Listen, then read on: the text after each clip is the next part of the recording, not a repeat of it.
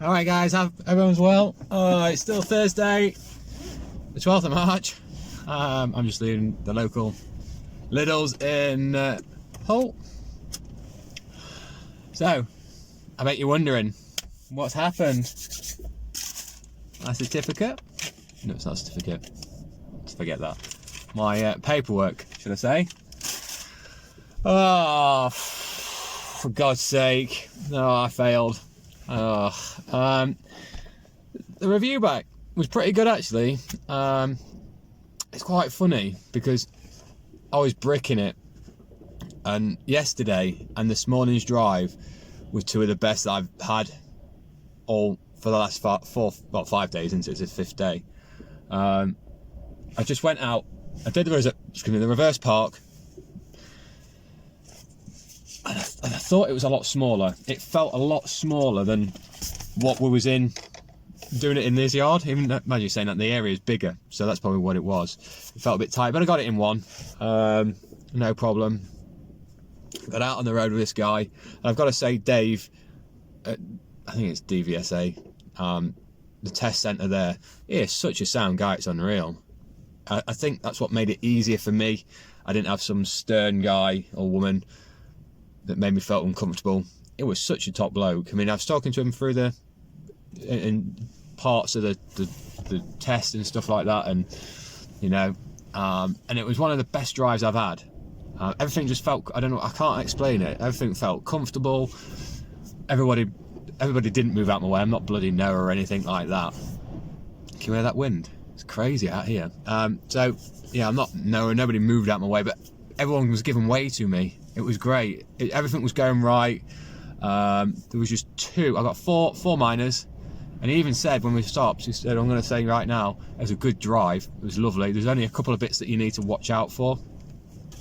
Apparently I didn't, coming off a roundabout, I didn't indicate or look to go left, or to pull into the left-hand lane, which I'm not going to sit here and argue the toss, because, you know, probably didn't. I mean, I made tried to make a conscious effort, because every other roundabout and every other turn, and I did. It was just that one. So that was one of the serious marks. And I basically drifted into the other lane, didn't indicate, didn't look. So he marked that as a thingy. And the other situation was going down the street. I'll tell you one thing, Hull, shit of Rick, it's freaking hell. I mean, in a car, it would be tight. But, hang on a second. Yeah, so Hull, oh man. I mean, I'm sure there's places that are worse, but even in a car, there's some tight ass spots that you have to get through and get round. So in anything bigger than that, it's crazy. Can you see me? Can you see me now? So all in all, I'm pretty gutted that I didn't do it. I didn't make it, because if it wasn't for the two serious faults, I would have passed. It's just about dealing with the situation, isn't it, at the end of the day? Now, due to the coronavirus, he won't book me in for another test, because they might be closing down for 2 weeks. Not the school that I was at, but DVSA, I think it is DVSA. Let me get this right. I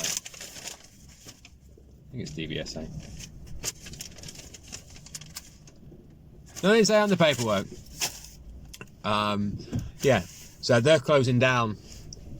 They're maybe closing down for 2 weeks, so everything that's already booked in has got to be rearranged and resorted. So, and I've got to get on with my season as well. So it's going to be about 2 weeks, I think.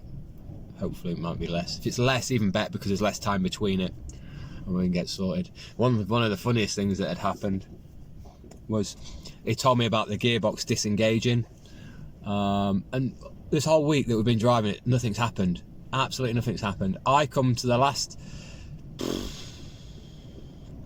It's a weird one. It looks like it's similar to a roundabout, but it's not actually quite a roundabout, and I don't class it as a roundabout either. But it looks like it, even on the map, on the road sign.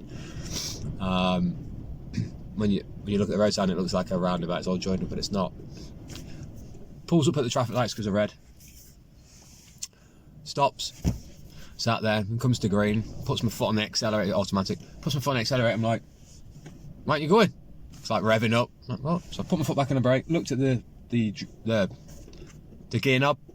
You know, the buttons, whatever you want to call them. It was in drive. what's going on?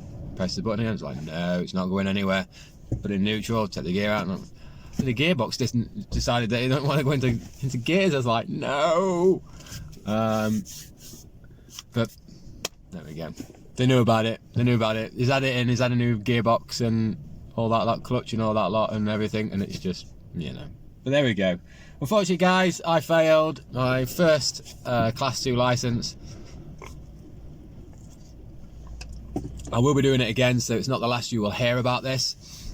But yeah, I've got another good hour and a half drive home yet, so I'm going to get cracked on, and we'll see you on the next one. I will get another video out that's gardening related or jet washing related this weekend. I may even just go drown my sorrows, and I know I've got to sort the van out tomorrow. The van is going tomorrow. I have seen 3 possible vans. 2 of them are Transits. They are both medium wheel based high tops, and then the other one's a Fiat Scudo. I did say that I love Dispatches, which Scudo, Expert and the Dispatch are all the same van. And you might be thinking to me, it's too small for you. What the hell are you doing? Well, this is a long wheel based high top, so I'm hoping that it is going to be big enough. I'm not even going to see it. I've seen pictures of it. It's in Norwich, and I've got a price to sort out the clutch and dual mass flywheel, timing belt and water pump, and go and picking it up. And for the van and all my work to be done and going and pick it up, it's $18.50. And I thought, for that price, I'll risk it for a biscuit. If I don't like it, or if it's not as good as it is, I'll sell it. Or it's not as big as it is, as big as I thought it was. We'll see. Because even at $1,850, if I get $2,000 for it, I've not lost anything, have I? I've just got to go looking at bloody vans. But there isn't very many about. I mean, it's crazy. I was looking for vans, and what people want for about $3 or $4,000, they're like rock boxes. And I've just been driving around that 18 ton, and that only cost him $5,000. Where's the logic in that? I mean, obviously there's limited people that can drive them, so obviously there's not as many people buying them, so that obviously drops the price and all that sort of stuff. But there we go. So I'm going. I keep saying it. I do this every time. See you again. Bye bye.